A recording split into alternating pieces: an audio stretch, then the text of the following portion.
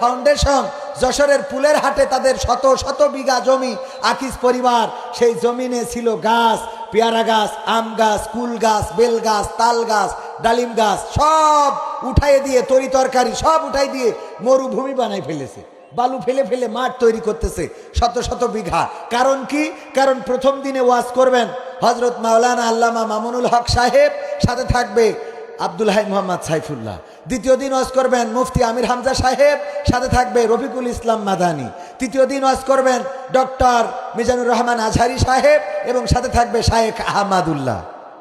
সুবহানাল্লাহ বলবেন না? কত বড় আয়োজন বুঝতে পারছেন? এই আয়োজন এর সাথে আবার রয়েছে 3টা থেকে 5টা পর্যন্ত নাশিদ সন্ধ্যা।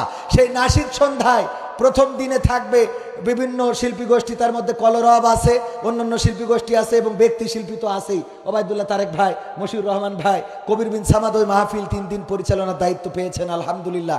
এরপরে আমাদের সাইমুম শিল্পী গোষ্ঠী, তরঙ্গ শিল্পী গোষ্ঠী, আমার প্রতিষ্ঠিত ঠিকানা শিল্পী গোষ্ঠী, সব শিল্পী গোষ্ঠী বাংলাদেশে যত আছে, হেভেন টিউন, গাজী আনাস, সব শিল্পীদের একত্রিত করতেছে এই মাহফিলকে কেন্দ্র করে। বিশাল মাহফিল না?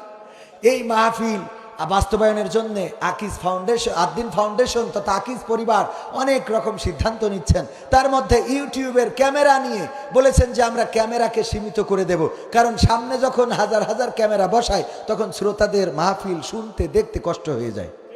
তো একটা মাহফিলে ক্যামেরা লাগাইতে দিল না, হাজার হাজার মাহফিল আছে না নাই? এক বাড়ি যদি ফকির ভিক্ষে না পায় আরো বাড়ি আছে না নাই? এক দোকানে যদি মালামাল কিনতে না পাওয়া যায় আরো দোকান আছে না নাই?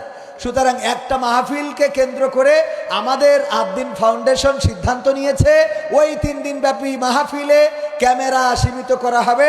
হাতে গোনা 5টা ক্যামেরা দিবেন। আমরা অনুরোধ করে সেই ক্যামেরাটা বাড়াইয়ে 20টা করেছি, যে 2 পাশে 10টা 10টা করে 20টা ক্যামেরা অন্তত দেওয়া উচিত, যে 20টা ক্যামেরা যেন তারা এই মাহফিলটা কভার করে। হঠাৎ করে দেখলাম অনলাইনে আমাদের ভাইয়েরা সমালোচনা করছে যে কবির বিন সামাদ তার পরিকল্পনায় এখানে ক্যামেরা সীমিত করা হয়েছে। আমি পরিকল্পনা আকিজ পরিবার আমার কথা শোনালো, বরং আমি তো উনাদের কথা শুনে বসে থাকি। যদি বলে বসে থাকি, যদি বলে কান ধরি। ঠিক না বে ঠিক? বড় লোকদের কথার বাইরে যাওয়া যায়? আর আমার প্রথম জীবনের গাড়িটাও দিয়েছে আকিজ পরিবার মাহফিল করার জন্য। সুতরাং সেই পরিবারের কথা শোনার দরকার আছে না নাই? এই জন্য বলবো যে এই মাহফিল নিয়ে যে ষড়যন্ত্র এবং যে কথাবার্তা হচ্ছে এগুলো বলে লাভ নাই। আকিজ পরিবার নিজেদের পকেটের টাকা, রক্ত পানি করা টাকা, মাথার ঘাম ঝরানো টাকা, 2 কোটি টাকার বাজেট নিয়ে মাহফিলটা করছে কোরআনের খেদমতের জন্য। ক্যামেরা কম দেয়া মানে আল্লাহর জন্য। বলেন ঠিক কিনা? সুতরাং এই মাহফিলের দাওয়াতও আপনাদের দিয়ে গেলাম। আর যারা সমালোচনা করছেন আপনাদের হাতে পায়ে ধরে বলি, মিডিয়ার বিপক্ষে আমি নই, ইউটিউবের বিপক্ষে আমি নই, বরং আমার মাহফিলে যত ইউটিউবাররা আসে অন্য মাহফিলে আমি ইউটিউবারদের চেষ্টা করি তাদেরকে খেদমত করার, তাদেরকে খাওয়ানোর, তাদের পকেট খরচ দেওয়ার, যে অন্তত এরা কষ্ট করে রাতের পর রাত দিনের পর দিন পরিশ্রম করে মাহফিল ধরে বেড়ায় দিন প্রচারের স্বার্থে। বলেন ঠিক না বে ঠিক?